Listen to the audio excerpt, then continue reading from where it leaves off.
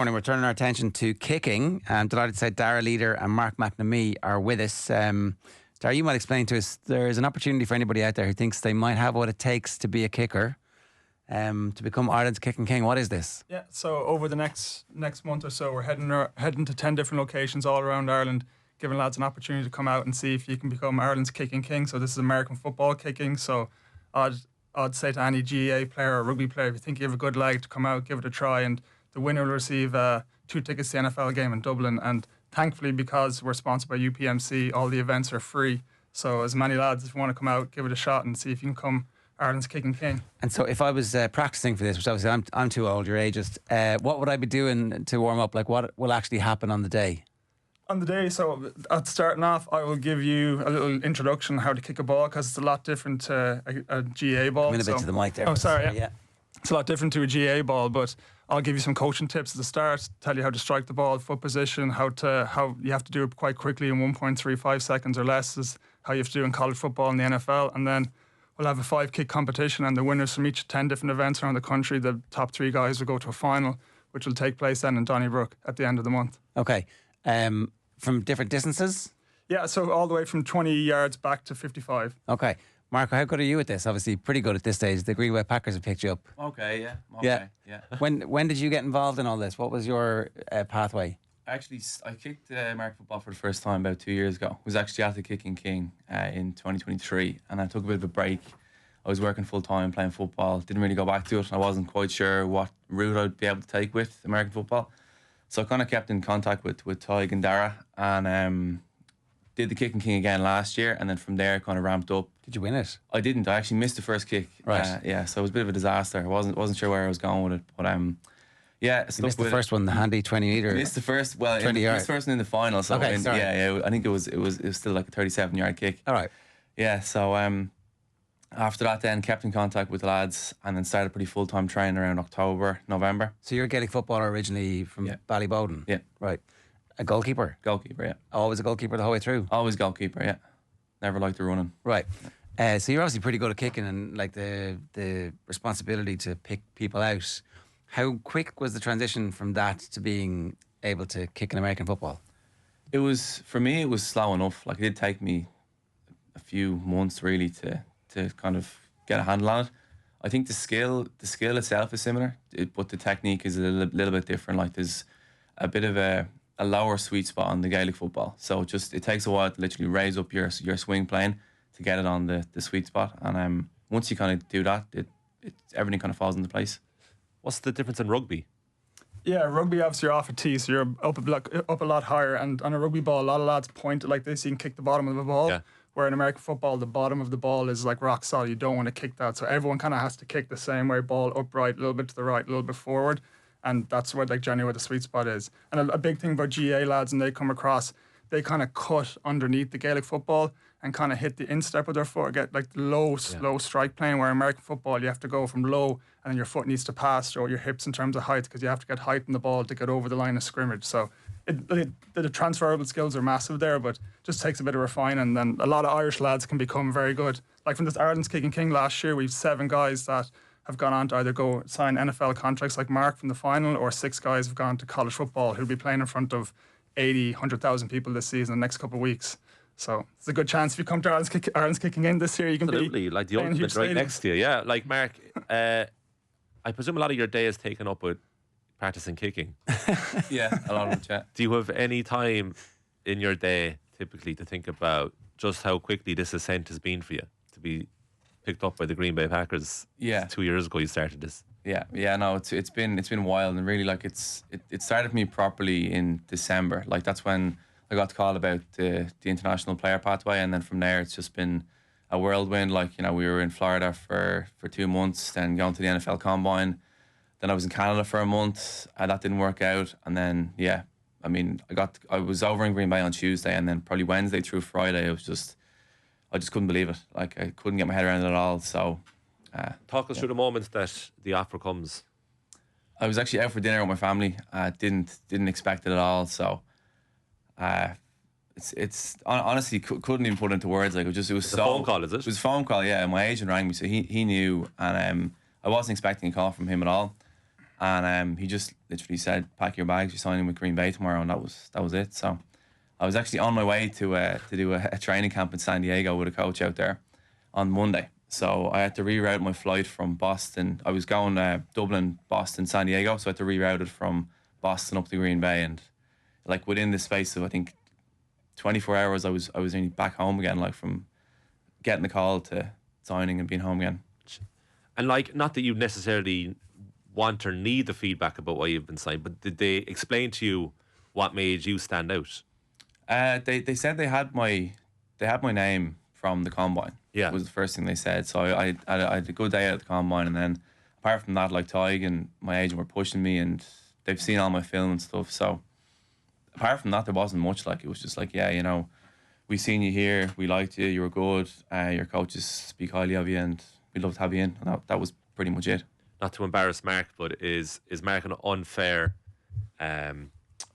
example of what you could become because the skill level is so high? So if someone's starting from scratch, how do you make it to Mark's level? Do you have to have some innate natural ability, or can you work on it from scratch? No, it doesn't. I think like on every GAA team in Ireland, there's probably a guy that has the leg talent to make it big in college football or the NFL, because in America they don't play, kicking sports aren't very big, where in Ireland we grow up kicking Gaelic footballs, kicking rugby balls. Yeah, that's a good point. GAA is the only sport in the world where you kick a ball off the ground over a bar like American football, the only sport that does that. So I believe there's so many guys like playing on GAA teams around Ireland, not even the top team. Like, we have some guy going playing in front of probably 50,000 people every week. He was third choice goalkeeper for his minor team in Knockmore, GAA in Mayo, and now he's going to be playing this very high level in college football. So there's so many opportunities there to come out and give it a shot. And just like Mark, crazy things can happen in a very short space of time. Just like Charlie Smith, he came to Ireland's Kicking King 2 years ago and turned up late to the session, and now he's playing New Orleans Saints, kicking every week. So it's like,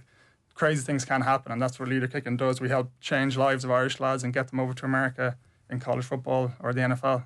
Were you tempted by college football, or did you want to automatically, when the IPP happened, you're like, no, I'm going to go for this? I was tempted by it. I didn't have any eligibility, was the problem. So that's kind of why it's been a long enough process for me. Like, because when I spoke to Tig in 2023, we knew like that I didn't have eligibility, so I was going to have. Because you'd already been to college. I've been to college, yeah. So not in America, so it's stupid rules. Yeah.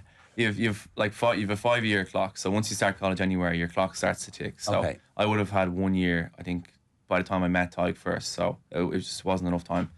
So I knew that I would have had to go for the IPP or else not do it. Right. And then in the meantime, like, I was back playing football, not sure what was happening, working full time, and then just kind of let it go maybe for a few months. So what happened? What changed your mind about, like, actually just, I'm going to go for this? I saw what the lads did last year, like Charlie and Mark and Rory did, and once I saw that it could actually be done, and Darragh, yeah. Once I saw like that, it could potentially be done. Like, you know, it is the kind of thing you'd regret for the rest of your life. It if is, you didn't go for those 6 months. Because like, what have you lost? Like, you dedicate yourself to something, you got really good at it. Yeah. You know, you've taught and learned a lot, and if it doesn't work out, you know, you come out the other side of it and go, well, that was interesting. Yeah. But if it does work out, who knows? Life-changing. And so what happens now? I'm waiting on my visa to come through, and then once I get that, I'm gone. Right. Yeah. And training camp has started, so they obviously have kickers at the moment who are there. Yeah. Who will be your competition when you get there. Yeah. So the starting kicker, Brandon McManus, is one of the best kickers in the league. So I'm just looking forward to getting in and looking at him, learning from him. Like, it's probably the ideal situation for me coming in as someone who's still new to the sport, like learning from the absolute best there is to learn from. And what are your expectations? Because like more than likely they'll stick with him for this season, but you'll be on the practice squad. Is that That's the hope. Yeah, that's the hope. That's what I'm aiming for. So trying to not really think about what's going to happen after training camp. Like, I just want to get there and kick, and that's where my focus is. You know, there's no point in me taking up time or headspace thinking about what could or couldn't happen. That's what your agent is for, essentially. Yeah, exactly. Like, they'll take the video of all the things you do, tell everybody about how great you are, and then hopefully you get in the carousel and latch on somewhere. That's it. Yeah. Is this pure results based in terms of your success is purely based on how many you kick successfully? So are they interested in technique development? In other words, I asked you before we went on air, can you kick off your weak foot? Yeah. Do they care about improving your weak side? No, not at all. No, there's no real benefit to it for a field goal kicker. No. I can one of the lads, Ross Bulger, kicks off both feet. So when he was one of the first guys to go to college. So I think when he when he showed the coaches he could punt off both feet, that helped. Because maybe if in open play, when you have the ball in your hands, it would help deceive the opposition a bit. But for field goals now, like it's all 1 foot. Is Daniel Whelan still at the Packers? He is, yeah. Yeah. So we could have an Irish punter and an Irish kicker if things That'd go be well. great, yeah. That'd be pretty amazing. Darragh, what is your story? Because you were on the IPP the year before as a punter. Yeah. Is that right? So how did that all... Yeah, so I was on the IPP the year before. I played for Connacht Rugby for a long time, and I was known for having a big boot. So when the IPP came along, I said I'd give that a go, because luckily my brother Tig was the coach, so he picked me on merit, but I do have a big punt. No nepotism. I got in there, and then, so I did that, but the first week we got out to Florida, we were kicking for John Harbaugh for the Baltimore Ravens, came in to watch us, and I took 6 field goals, 6 for 6, and on my 7th field goal, just hitting like 50%, 60%, I ripped my quad off the bone, so unfortunately that kind of ruled me out from all of that, but then... I missed I went to the NFL Combine and stuff with the lads and did all that, and I was doing the job of holding for Rory Begg and Charlie Smith, which in and of itself is an extremely difficult job to do. As I said, you have to catch the ball, put it down the spot, in the exact spot where your fingers were, and all that in basically less than a second so they can kick the ball.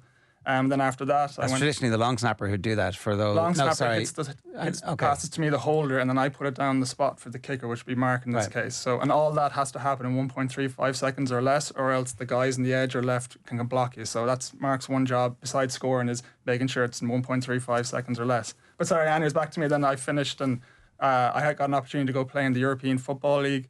I went over there, and I was one of the top point scorers, and then I finished the #1 punter in that. And then when I finished up that, Tig was like, he needed more help with leader kicking, because it's just growing and growing all the time. More lads are coming out, needs more coaches. So then as of March, I started working for my brother full time in that. And have you given up on the dream of playing?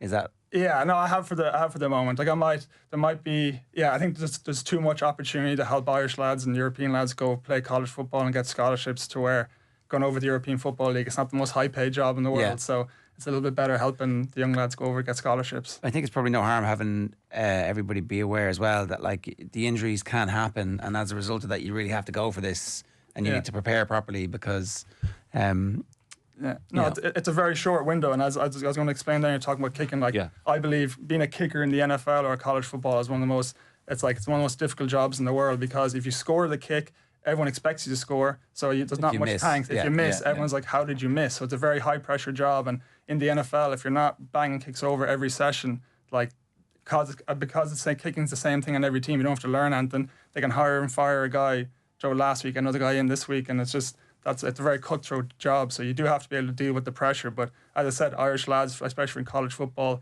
they tend to be very good at coming over and just immediately, like a duck to water, just kicking these balls really well and doing very well. So I can't reiterate enough, the more lads that come out to this Ireland's Kicking King competition, the better, because you could find yourself literally in a year's time playing in college football in front of 100,000 people very quickly. As ridiculous as this sounds, can you tell by the first kick? Yes, actually, you kind of can sometimes, because you can just tell if someone has a good strike of a ball, a natural strike. Like Charlie Smith, even Mark, we posted a video yesterday on our TikTok, Leader Kicking, that Mark's first kick, he just went up and banged it over the bar. It wasn't technique-wise, wasn't football style, but he just went in and hit a very good kick. And you can kind of, most lads, it takes a little while, but if someone's very good, if someone's a good strike of the ball, they have a good strike of the ball. And our job is to refine that and get it into the football style of doing things. But I think some guys you definitely can. Yeah, we should do something here, should we? Go out and assess the whole office. A lot of people fancy themselves as kickers, I'd say. There could be someone in this office, a lot of lads. We've some guys that were working in offices up north, and his very first game is going to be in front of 86,000 people in the University of Georgia. First ever time playing the sport, is going to be in that cauldron in 2 months or a month and a half time for Marshall University, and he was just working away up north, and now he's found himself in this situation. The potential of this thing is outrageous about where you can end up, like yourself, Mark. So going back to the daily training, is it as simple as kicking repeatedly? Or is there more to it? There's slightly more to it. So when I was playing Gaelic football, I would have had a tendency to go out with 10 balls and just kick my leg off for an hour and a half. And that accomplishes you very little when you're trying to be kind of an elite kicker. So I'd go out and warm up really well, and take maybe 12 balls and spot them between maybe extra point distance, so 33 yards and 60 yards, 61 yards, and take maybe 3 or 4 minutes between each kick, and treat it like a game, and then chart every kick, video every kick, and then once I'm done for the day. Like there's no, I mean, any more than 12 to 15 kicks is probably enough. And just kind of scrutinising over every detail on that kick, and then going back, watching the film, and then leaving it maybe a day, going to the gym, and then doing it again in 2 days' time. Yeah. You never skip leg day at weights either, do you? I do. I never do legs. Oh, right. And is that a bad thing? It's like don't do weights for the legs? Well, no, like I fit it in, all right, but I don't think my power comes from doing squats or anything like that. It's just natural technique I built up from playing Gaelic football. So You have another interested member, Keith Tracy, the former Republic of Ireland midfielder, Burnley and Blackburn, has just texted saying, I fancy kicking a few of the American footballs. Come out to Ireland's Kicking King. You get a chance free of charge thanks to UPMC. Give it a go and you could find yourself. And this goes full circle in the show, because Ger asked me at the start, what age are you? And I told him my age, and I said, like, is it sad that you'll never make it as a professional? And like, Keith Tracy could have a second career here. He's going the same age. No, you literally can, yeah. That's what's amazing about all this. Like, there's literally, I fully believe there's so many lads in every club in Ireland that have the ability to be playing in front of 80,000 people in a year's time on full scholarship, getting your education, get everything paid for.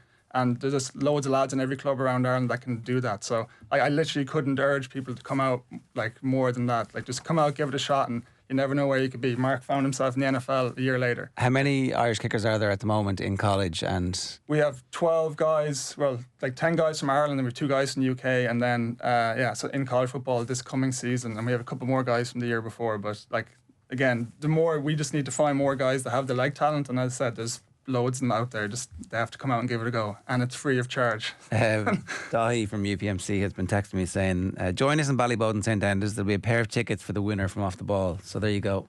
I didn't know Keith, he sent that and I was like, oh, that sounds good, I'll have a go. I didn't know Keith was going though. That might change things. Left-footed wonder as well. We get Andy Dunn in as well. Weirdly, they're not for punting, they like left footers, but in American football a lot of coaches don't. They just think there's something different about how left footer guys strike the ball. I was going to ask that. There is a difference. We don't see the difference. We have a lot of guys that are left footed that kick very well, but we work with some of the biggest coaches in America, and one of them has not a hatred, but he just doesn't like guys that left footers he think can't be the best field goal takers. They can be great punters, but just for some reason, a lot of coaches think left footers are more wild superstition. Yeah, holding is you have to learn how. Yeah, I'm sorry, that whole part. Yeah, I would hold like this, where I have to do it the other way around, so it's hard to practice for a left footer. How do you mean by that? So if the ball's getting snapped from over here, I'm catching this way and going like this, and you have to be very precise. Where a left footer, I have to do it this way, so it's opposite hands. And as I said, it's not an easy job, so that also plays into it. Most guys, because most people are right footed, are used to doing this way. So if you swap it, it's not an easy gig. I'll see what Keith says to that. You might be back in touch. Do they have literally no interest in how you can throw a ball? No. It's mad. It's a mad sport that way. Yeah, it is. It's crazy. Because you'd be asking your teammates, like, how do you do that? Yeah. I was just saying for him, as in like, you don't even, as a kicker, you don't even have to know the rules. Your only job as a kicker is, like, I didn't know much about the rules, but all I have to know is, can I kick this ball over the bar, and that's that. And if you can do that, amazing things can happen. Like, the same as Mark. I'm not sure if he knows too many rules either. Yeah, I do. Yeah, he knows, fairness, he does, No enough. But just in case it falls short and suddenly the ball is in play, and it's like, oh, what do I do now? You probably need to. Sorry, the confidence of a professional has doubled up there. Keith said, I'll just use my right foot if it's easier for the lads. I like that. It's very good. Is he a lefty? Yeah. No, I didn't realise. Right. Thanks, lads. Best of luck. The first one, it's all over the country, basically. Yeah, 10 different locations, starting this Monday in Parnell Park, and then come out and give it a go. And yeah, literally all free of charge thanks to UPMC. So get out and give it a go. What time? 6:30 the first one is, I think. They're all evening times, so everyone can come, And as I said, if you go to leaderkicking.com, fill out the form, or go on to any followers on social media, Leader Kicking again, and I'll keep plugging it. They'll be stretching under the desk and work all afternoon. Listen, best of luck, Darragh. Thanks very much. But best of luck, Mark. It's an incredible story. Thanks. It gets very cold in Wisconsin in the winter. I hope you get your thermals.